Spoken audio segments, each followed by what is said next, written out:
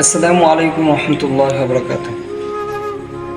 সম্মানিত গাইজ, আমি আপনাদের সম্মুখে আজকে এমন একটি বিষয় নিয়ে আসলাম। আপনারা সবাই জানেন আজকে যে একটি দুর্ঘটনা হয়েছে ঢাকা মাইলস্টোন স্কুল অ্যান্ড কলেজের মধ্যে, যে বিমানটি আকাশে সেই বিমানটি প্রশিক্ষণ বিমান ছিল।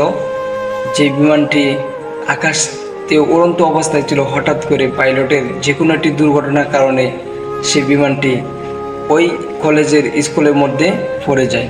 ঠিক এমন এই সময় পরে যখন ছিল নাকি যে টিফিনের সময় ছিল ছাত্ররা এই সময় তো অনেক সময় বাহিরে যায়, এলোমেলো থাকে।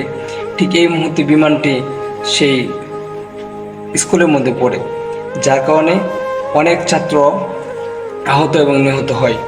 যার কারণে আমি ছোটো ছোটো ভাইদেরকে দেখলাম যে অনেকে স্কুল ড্রেস পরা ছিল এবং তাদের স্কুল ড্রেস পরার কারণে অনেক পিছন দিকে পুড়ে গিয়েছে, এবং অনেককে দেখলাম যে একবারে পুরো বটি পুড়ে এবং ছেঁচে হয়ে গেল। আসলে আসল কথা হলো, কার কোথায় যে কখন মৃত্যু হয় সেটা কেউ জানে না।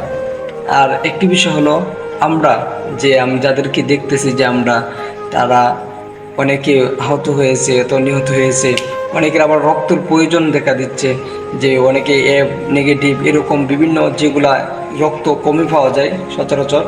আমি আপনাদের কাছে হাত জোর করবো, আপনারা যে বাংলাদেশ যে কোনো প্রান্তে থাকেন না কেন, ওদেরকে আপনি আপনার পরিবার অথবা আপনার আত্মীয় স্বজনের মধ্যে কারো দিকে রক্ত থাকে, তাহলে অবশ্যই তাদেরকে রক্ত দিয়ে তাদেরকে একটি জান বাঁচিয়ে দেন। হতে পারে আপনার সেই রক্তের কারণে সে তার জীবনটা ফিরে পাবে।